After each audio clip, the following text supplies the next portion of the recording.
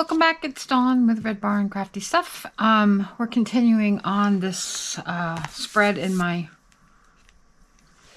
notebook, or my, what is this word I'm looking for? My words are short supply this morning. We're continuing on in this series. I'm going to now do the bottom half of this color wheel and complete the little spectrum. It just feels like a incomplete situation, but as you can see, when we're done, we're going to have 6 of these in total. So, I'm using this stencil from Tim Holtz, THS 179. You don't have to. It just makes it easier for me to cheat that way. And I happened to notice that I forgot the I in Mission, so I had to, okay, well, anyway, we're moving on. So today we're going to be doing red violet, cerulean blue, blue peacock, my personal fave, viridian, olive green, and yellow green. So this is upside down compared to how I usually do it. So I'm trying to decide. I think I'm going to work left to right though still, because that just keeps my hand from getting in the paint. And if you know me, you know that I don't need any excuse to make a mess. I make them accidentally or what have you. I think I am going to pull the camera down though a little bit closer. So hang tight for just a second. That way you can see these colors a little more up close and personal like. There we go. And again, I'm just going to be dipping my brush. I know the screams and the horrors that are happening all over the world when they see this, because I just don't want to dedicate any more space at the moment to palettes that I'm still trying to deal with. I have too many palettes going on at the moment. All right. Said no one ever. This is red violet. Let's see what we've got with this color. I swatched this in another video recently when I was just doing all purples. All violets, I should say. And I needed another color. I was out of my Daniel Smith. So I borrowed from my Mission paints to complete the color wheel. Half wheel, I guess. And as I recall, this is a pretty pigmented color. It's right here. Let's see. This is red violet here, so that's this color. Oh, be in frame there, Mosley. Here we go. Red violet here. So I'm expecting, that kind of violetness. But let's paint. Let's swatch.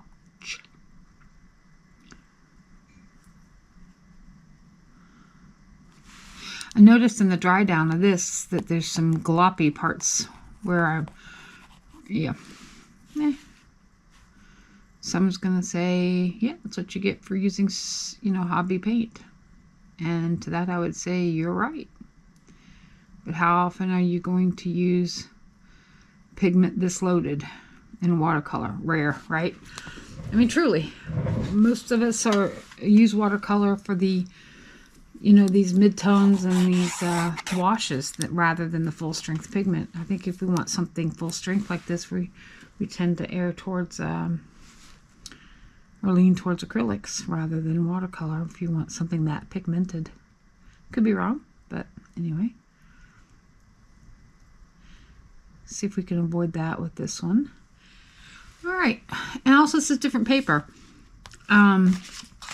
This paper that I used before is, I believe it's 100% cotton, and it's got a really rough texture, where this is not. This is probably cellulose, and this is cold pressed, but it has very little texture to it at all. So you're going to get different experiences because of that as well. And I feel like, and what you probably cannot see, is there's a little bitty hair coming off the very tippy tip of this brush, which is great until it isn't.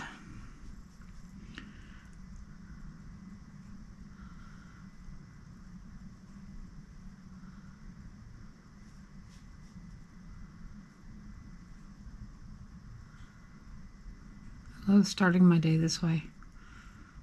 I feel more centered and more grounded when I do this. Except I have a frog in my throat many times. So apologies for that.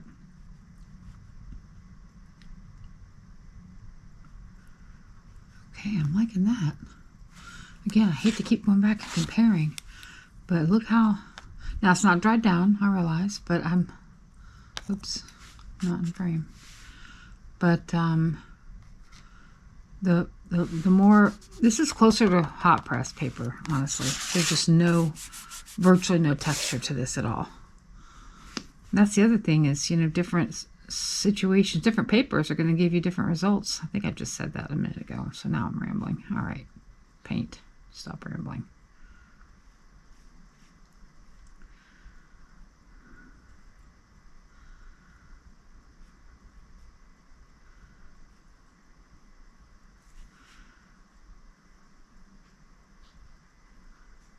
I was talking about my mother and my grandmother yesterday,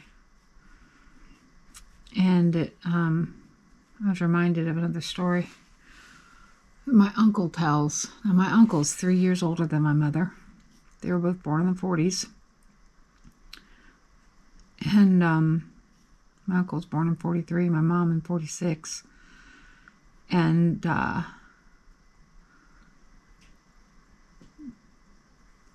my grandfather and my grandmother were trying to figure things out. And so my uncle and my mom were often left to their own devices, as my mother would say. Anyway, my mother grew up a bit of a rebel, meaning if she was told to, you know, go left, she wanted to go right and so forth. But I remember my uncle telling a story about my mom once when she was little. She was about 5. And my grandmother had told her to do something, and my mother had balked at the idea. And maybe she's even younger than that, I'm not sure. And I guess it came down to a battle of wills. And everybody's experienced this in their lifetime, either with their child or themselves or a sibling they've watched. And my uncle tells the story that my grandmother was trying to impose some chore or some requirement on my mother, who had no interest in doing that thing. And when the battle of wills reached a critical point, my mother stuck her tongue out at my grandmother, which back in the day was just pure defiance, right? Absolutely unacceptable. Okay, next color. Ooh. Because I'm doing this in a really weird... Okay, well, we're just going to go with it. We just don't... Oh, no, that's a blue-green. All right, so we're doing cerulean next. So my mother stuck her tongue out at my grandmother, and my grandmother saw red immediately and went to grab my mother to probably issue a little corporal punishment. And my mother, realizing what was about to happen, ducked, dodged, weaved, whatever, escaped my grandmother's clutches and darted out the front door. The screen door, you know, slamming behind her, right? And my uncle tells the story like this. My uncle's very mild-mannered. And to hear him tell the story is part of the fun, and that's going to be missed in the translation, I understand. But he said that he was standing in their house, and it was summertime, and all the windows were open. And their house was quite small, so that if you stood in the living room, you could see the windows on all 4 sides of the house. So he witnessed this chase around the house where he was watching my mother go by a window, and then a certain number of seconds later, you know, my grandmother would pass by that same window, and then as with each successive lap around the house, my grandmother was closing in the gap. And the whole time, apparently, according to my uncle, my mother was squealing in delight. Why? Probably because she was enjoying the chase. But, you know, ultimately, my grandmother did catch up with her. And ultimately, I'm sure there was wailing and gnashing of teeth that followed, but I always get tickled when I hear that story about my mom, or think about that story, because my mother was she was a rule follower as an adult until she wasn't. You know, she had her limits, she had her fuse like anybody, right? And then when she'd reached her limit on something, you know, all rules be darned, Granny bar the door. But I know my kids gave me a run for my money, not literally, but there were times they severely challenged me and my ability to keep my cool and have patience in the moment. I don't think my grandmother, I don't think back then they had the presence of mind to keep a cool head as parents. I think parenting then was harder, if I had to guess.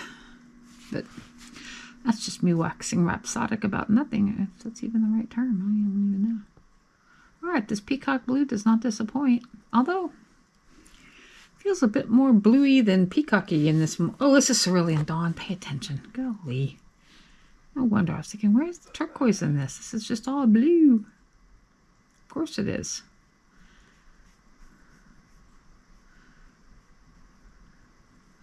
Once again, I'm painting upside down. But it's good to stretch one's muscles, try things from a different perspective, right? Right. Okay. And last bit of color. There's a bit something here.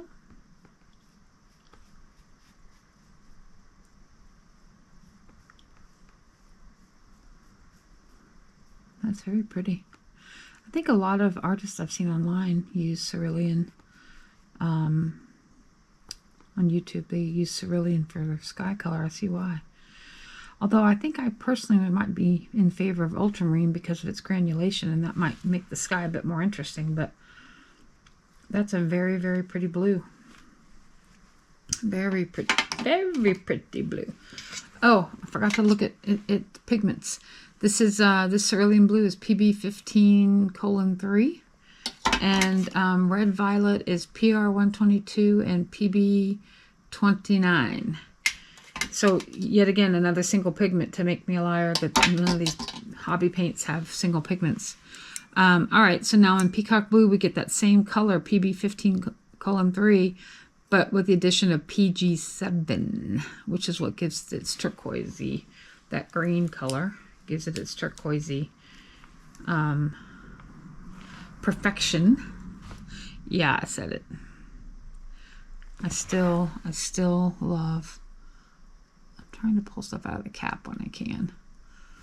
I still love turquoise. It's my first love. Oh, wow, hello. Hello, turquoise. Hello, gorgeous.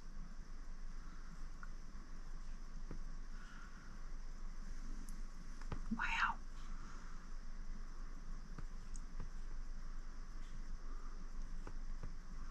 Wow.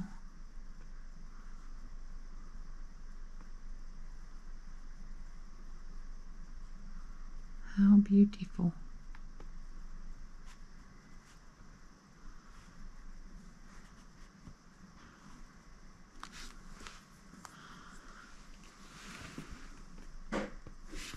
All right, oh, there you are, my precious. Oh my goodness. How can you be unhappy when you see that color? That color just engenders happiness, doesn't it?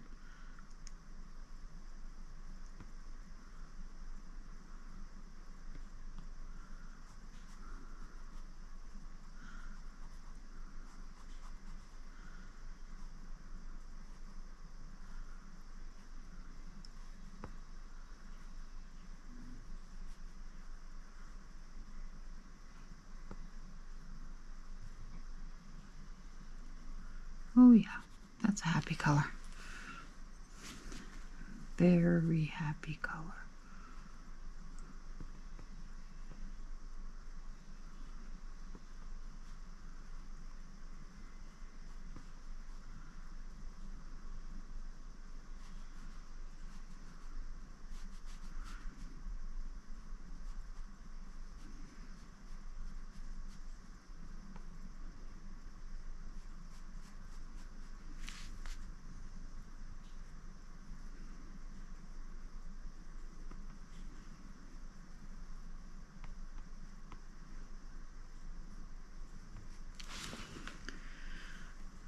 Okay, next.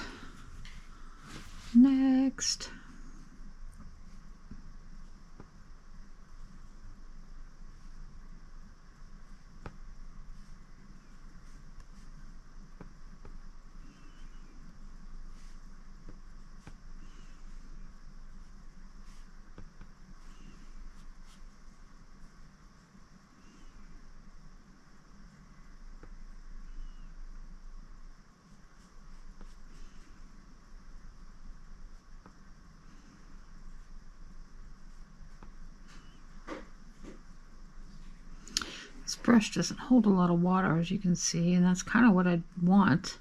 And yet sometimes it dries a little more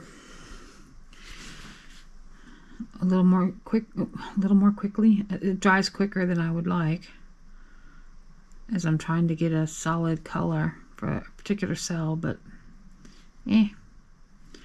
embrace the I'm getting a little bit of a hand cramp. I don't mind telling you, painting this way. I really don't want to spin this book around like I have with the paper. We're just going to work through it.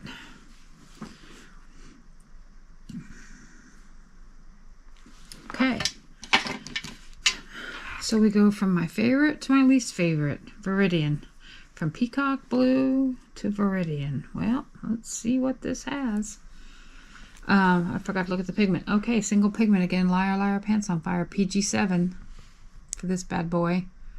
Light Passes of 5. I mean, okay. I see you, Mission.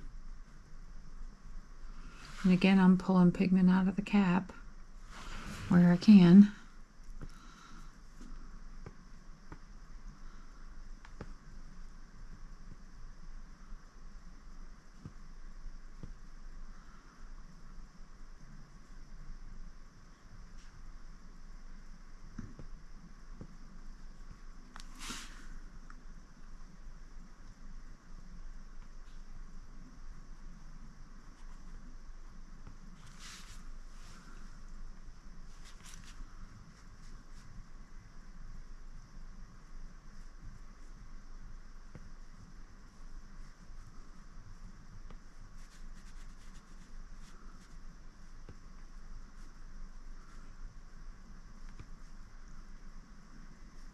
Yeah, it's not one of my favorites. But nobody asked. And I'm sure it has its uses. It just hasn't crossed my path yet. I'm going to close up this lid. This paint. Okay.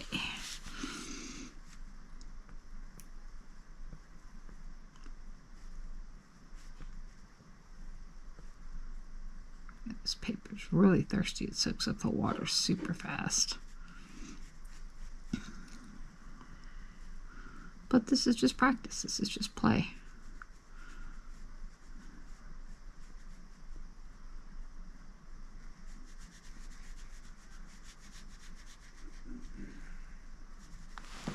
All right. Next, space.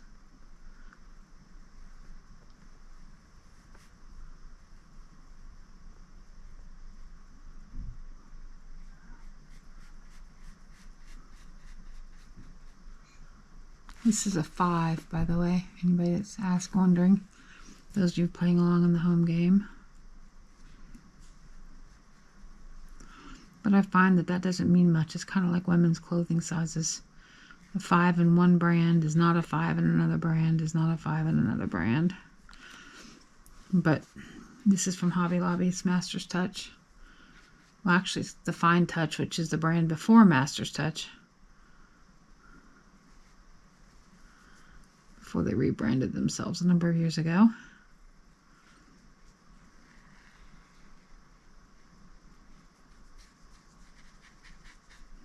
Well, I must say I like the wash on that green pretty well.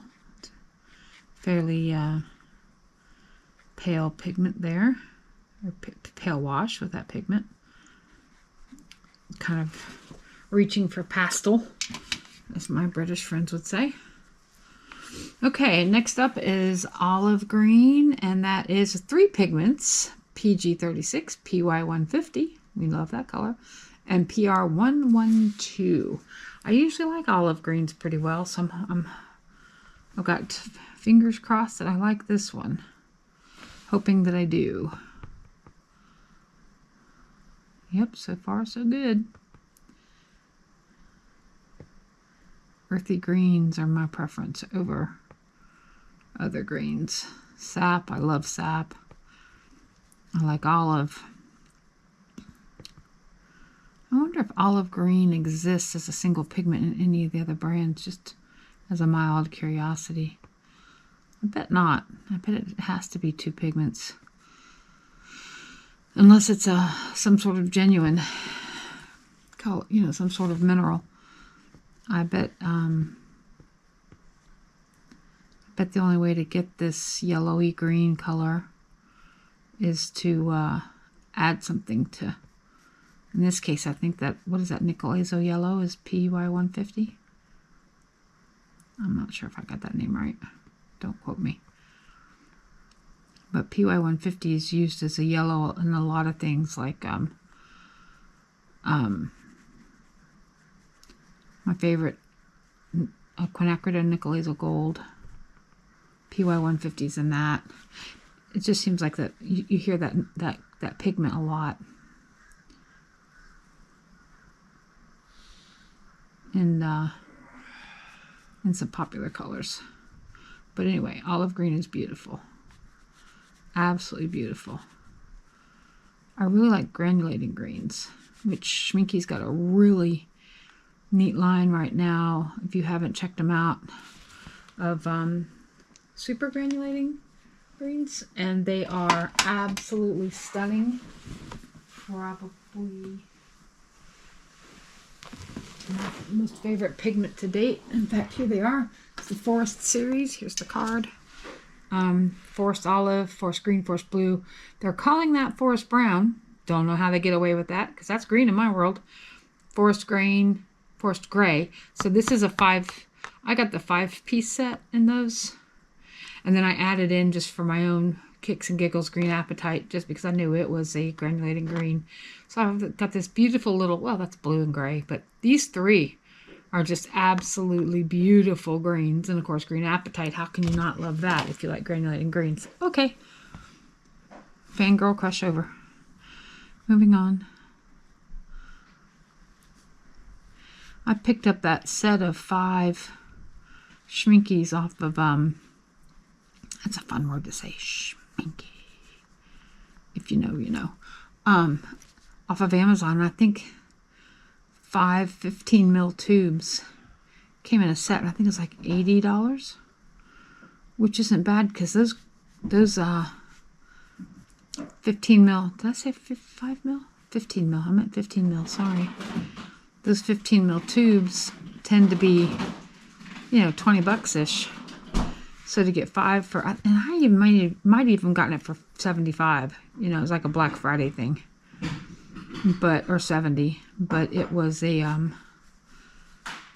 this is really pale. I may have to augment, supplement for the, well, carry out, do it. Just see it. Nope, I can't. I'm just going to pick up the faintest of faints little piece of pigment here. Oh, and as she says that, she oversaturates. All right, well. Anyway, it may even been as little as $70 for the 5. But you got to love all 5. I mean, it doesn't make sense if you only like 3. If you like 4, if you like 5, it's a good deal. If you only like 2 or 3, just buy the individual tubes. Now, I had heard that forest blue was just one of the most beautiful granulating blues. That's this guy here. And I have to agree, that is a really pretty blue. I'm looking forward to doing something with these here in the near future. But the, you know, the gray, I could take or leave. And I'm not a huge fan of this olive, whereas I prefer a greenier olive. But I'm going to lift some, okay, pay attention.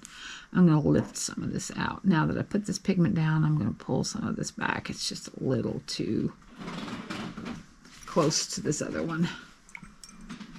So what I do is I rinse my brush, I tap it on a napkin just to make it a little thirsty, and then I just swipe it across and it acts like a sponge and it just pulls up. I'm not trying to completely blot it out. I just want to make it more of a wash, a really pale wash than its predecessor, the square above it. All right, and then we're down to the last color, and that's going to be a yellow green, and that guy is pigment PG38 and PY3 for those who want to know, and it's just called yellow green. It is a very, very creative name. Ooh, wow, look at that coming out of it. Woo. Woof, it feels a little opaque-ish. But let's look and see instead of transparent.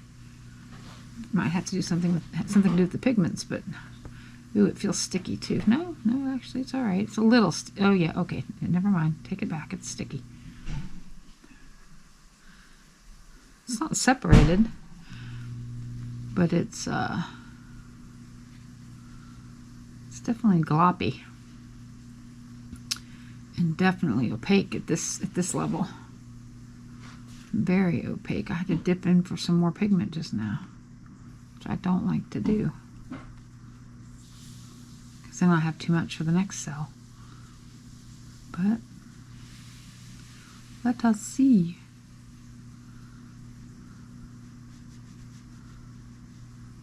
Come on, fill in. Okay, let's grab a little water. Okay, like that. Very spring green.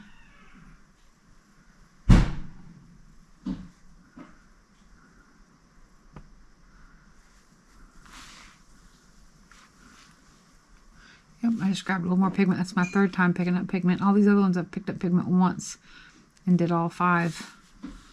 This one I've picked up pigment 3 times already. Most unusual. But like siblings, they're all different, right? Even when you try to keep them consistent, it's not possible to keep these pigments consistent. All right, I'm not going to touch the pigment, even though I'm tempted to. Yeah, I'm very tempted to, but I'm not going to do it. I'm just going to try to work with what's on the brush, but that's just going to be too pale.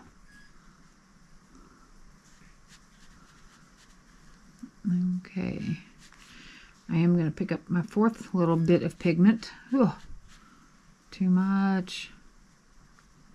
And now this is going to be wonky. All right. We roll with it, people.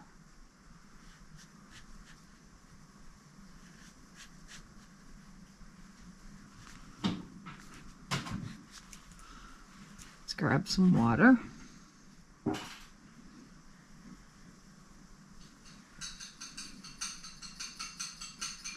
Let's take it down.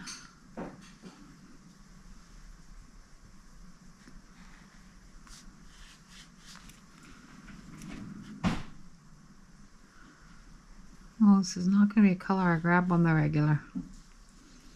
Very vibrant. It has its use, it has its place, and when you're doing spring florals, absolutely. That's about as spring green as you can get.